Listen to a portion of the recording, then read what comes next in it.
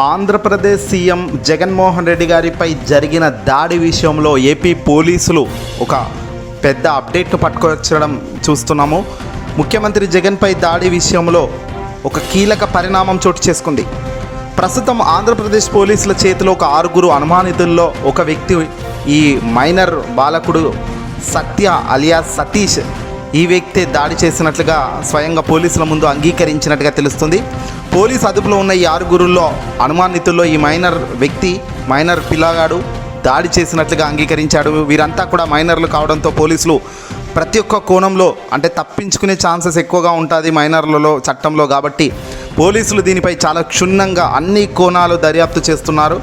యువకుల ఫోన్ లొకేషన్లతో పాటు ఇతర అంశాలపై కూడా పోలీసులు ఆరా తీస్తున్నారు. ఎందుకంటే జరిగింది చాలా హత్యాయత్నం. ముఖ్యమంత్రి స్థాయిలో జగన్మోహన్ రెడ్డి గారు ప్రజాభివాదం చేస్తూ వెళ్తున్న తరుణంలో అనుకోని పరిస్థితుల్లో రాయి విసరడం, ఆ రాయి విసిరిన రాయి జగన్ కంటిపై భాగంలో తగలడం, అలాగే పక్కకున్న వెల్లంపల్లి గారికి తగలడంతో చాలా తీవ్ర గాయాలు ఇద్దరికి కావడంతో ఒకరోజు కూడా మేమంతా సిద్ధం సభలు ఆపుకునే స్థాయి. ఆ తర్వాత దేశవ్యాప్తంగా ఇది కలకలం. ఇది మొత్తం ప్రధాని స్థాయిలో ఉన్న వ్యక్తులు సైతం ఆశ్చర్యంతో ఆగ్రహంగా స్పందించిన దృశ్యం మనం చూస్తున్నాము. ఈ తరుణంలో ఇటు యువకులను పోలీసులు చాలా చాకచక్యంగా 48 గంటల్లోనే వడ్డర్ కాలనీకి సంబంధించిన వడ్డర్ సంఘంకు సంబంధించిన ఆ వ్యక్తులను అరెస్టు చేయడం జరిగింది, అదుపులోకి తీసుకోవడం జరిగింది. ప్రస్తుతం ఈ 6 అనుమానితుల్లో ఒక మైనర్ బాలుడు ఈ దాడికి చేసినట్టు తెలుస్తుంది. అతని పేరు సతీష్ అలియాస్ సత్తి అట. అయితే ఫుట్పాత్ మీద యూజ్ చేసే ఒక టైల్ రాయితో దాడి చేసినట్లుగా అంగీకరించేశాడు మైనర్ బాలుడు.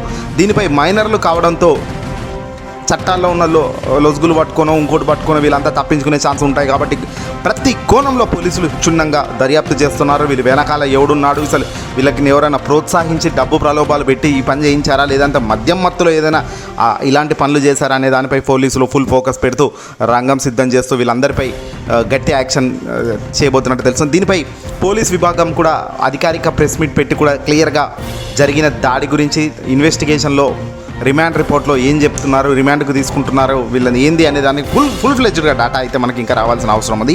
ఏదేమైనప్పటికీ కూడా జగన్పై దాడి చేసిన వ్యక్తిని అయితే అరెస్టు చేయడంలో పోలీసులు ఇక్కడ శభాష్ అని చెప్పాలి. తొందరగానే ఆ నిందితులను అదుపులోకి తీసుకోవడం జరిగింది. మరి ఈ కేసు ఎలా ముందుకెళ్తుంది అనేది మాత్రం చూడాల్సిన అవసరం ఉంది.